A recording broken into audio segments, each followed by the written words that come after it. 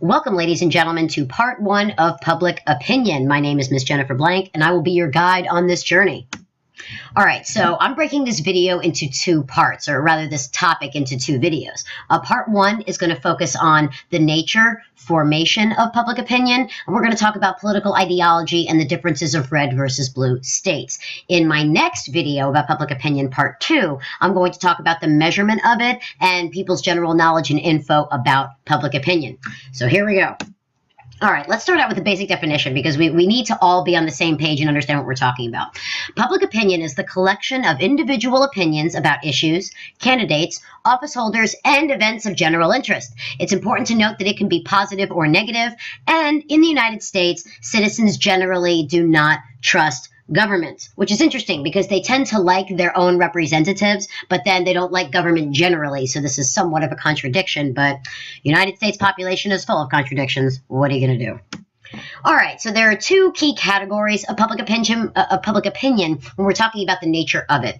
There's intensity and stability. Intensity is the extent to which the public feels strongly about an issue. It reflects the strength of the opinion, and it's important to note that intensity drives behavior. All right, the stronger you feel about an issue, the more likely you are to take political action on its behalf or against its behalf, right? Now, majorities rarely feel this level of intensity towards a given issue. It's usually the minority groups that are really outspoken and have this level of intensity. Now, the other category or classification is stability. A public opinion can be stable, which means that it's intense and it's grounded in some sort of information. Now, the caveat is this information may be accurate or inaccurate. An example of stable public opinion are people's views of political parties or their political party affiliation. Unstable public opinions can be intense, but change is situational. So candidates, opinions about candidates vary significantly throughout the course of a campaign. 1 second you're on top of the world, everybody loves you. The next second some ridiculous video of you goes viral, and now you're in the bottom of the polls. Now, central to public opinion and the formation of it is this concept called political socialization. Now, this is the process by which people come to acquire political attitudes and values by being exposed to information from all of these agents, okay, all of these guys right here. So family is the number one most influential agent, and I'm going to talk about that in the next slide, followed by school, peers, the mass media, and then adult socialization. We're also, after we talk about the agents, we're going to talk about the impact of political socialization because it is significant in the formation of public opinion. So the family, specifically the parents, are the primary vehicle of socialization. Because during our younger years, we spend the vast majority of our time with our parents tend to share their opinions directly. All right, we seek to imitate our parents when we're very young, and parents help to shape our personalities. Children also inherit social and economic positions from their parents. If you grew up in a well-to-do household, your economic priorities are going to be very different from somebody who grew up on Section 8 housing and on government welfare, okay? And children do tend to reflect the views of their parents. We have this stereotype that children are constantly going against their parents, and in some cases that's true, not really with socialization, not really with political opinions. Generally, children tend to reflect those views. Let me give you myself as an example. I attended my first political caucus when I was 3 months old. Don't ask me what it was about. I obviously do not remember. But if my parents thought it that important to take me to a political event at such a young age, then it stands to reason that they spent the rest of my young life influencing me to be a part of the political process, which they did. Now, this is something, this idea of the importance of political participation, of voting, of having knowledge of politics, followed me into adulthood. So, now I teach it for a living, is what I do for a living. That's how important it became to me. So, that's a prime example of how influential parents are in political socialization. Now, the school is also central. The values and symbols of U.S. government, of U.S. ideals, of our founding principles are explicitly taught in the schools. Schools do this by promoting patriotic rituals, such as the Pledge of Allegiance in the morning and singing of the national anthem. Instructional materials, like textbooks, tend to portray government and politics in a very positive light, although not always. In some cases, you will find textbooks and materials portraying U.S. history and government in a very negative light. Now, there are specific courses in U.S. government and history that are required in order to graduate from high school. These courses also foster reading habits and language skills, and this prepares us to accept the political authority and legitimacy of the U.S. system of government by accepting the authority and legitimacy of the leaders in our school, our teachers, principals, assistant principals, etc. Now, this is a generalization. However, the facts that we have do bear this out. When you have an increase in education, this generally equals an increase in knowledge about politics. Also, with an increase in education, this equals an increase in political participation. And a variety of reasons for this. One of the primary reasons is the college experience broadens the political perspective.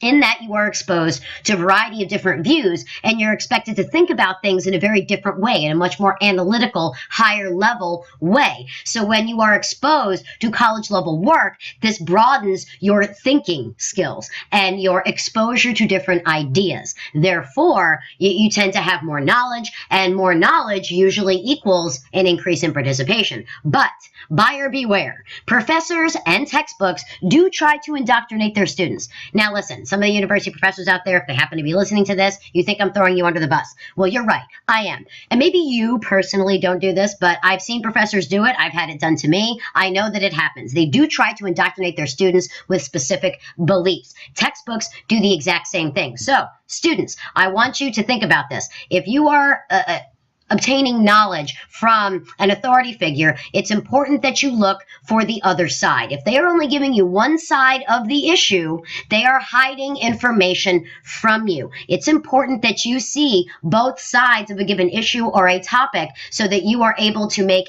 your own informed decision. The goal and the purpose of teachers is to teach you how to think, to provide you with methods of thought, not what to think. What to think is entirely up to you. Now, peers do have influence. Generally speaking, however, family does win out over the peers. But if the issue specifically involves youth, like school uniforms, for example, peers are going to win every time out of the gate. All right. Now, in the modern age, peer influence is up while family influence is down. There are a variety of theories as to why this is the case. The prevailing idea currently is that this is due to the change in the family structure. Family is becoming less important, less influential. They're spending less time. Parents are spending less time with their children, and thus children are influenced by things other than their parents.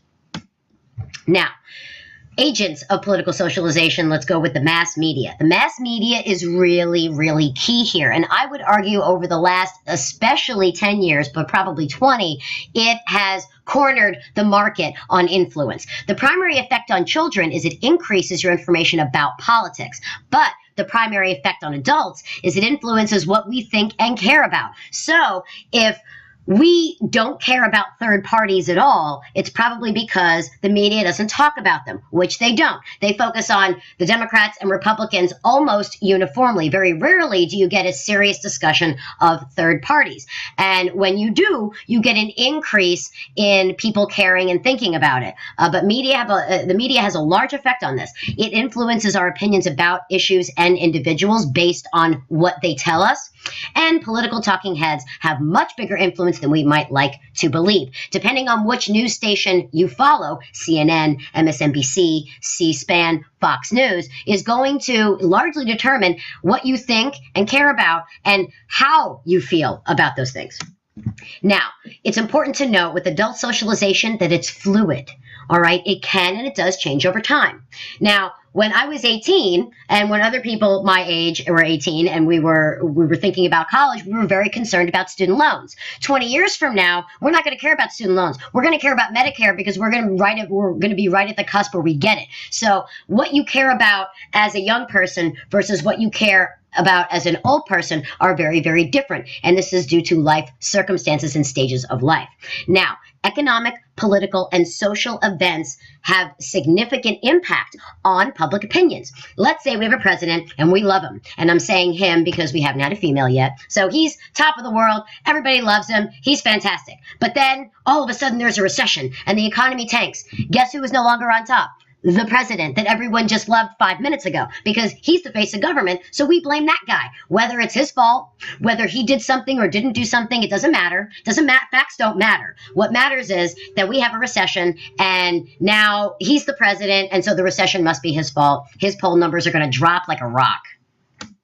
All right, the impact of political socialization. It's important to note that there is carryover from one generation to another. I used myself as an example earlier when talking about the influence of the family.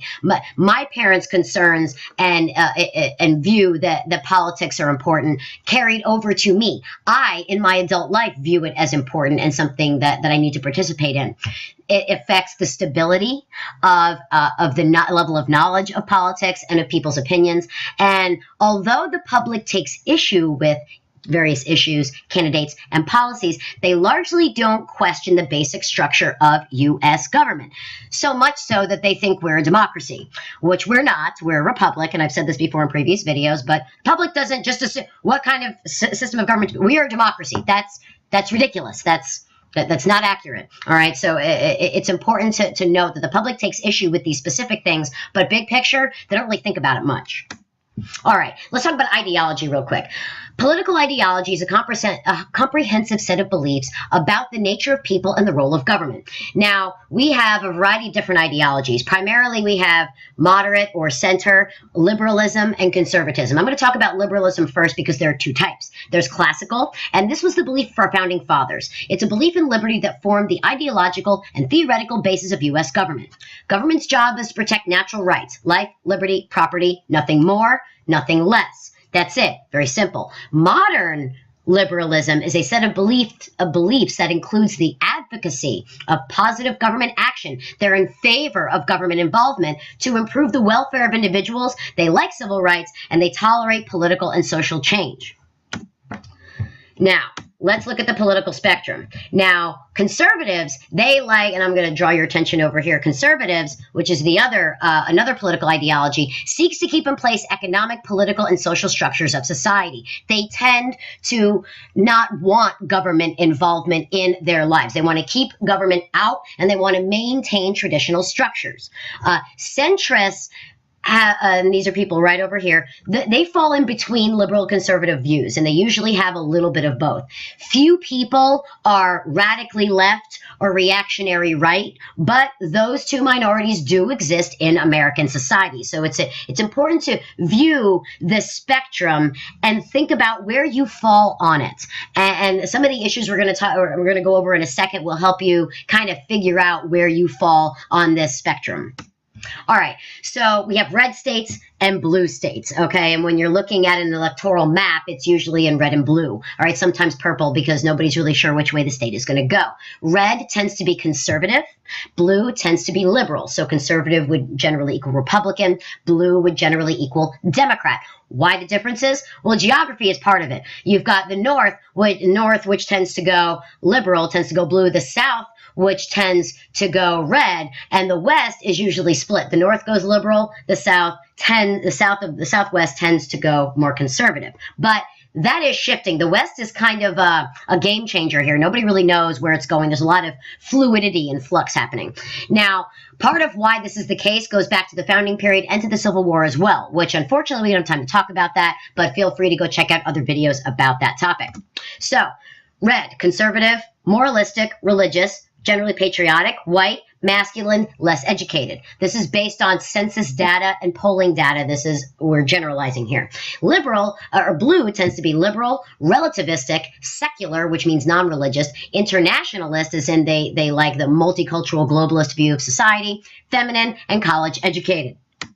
Now, issues. Red is pro-gun, pro-death penalty, anti-abortion, anti-gay marriage, anti-regulation, Bible Belt.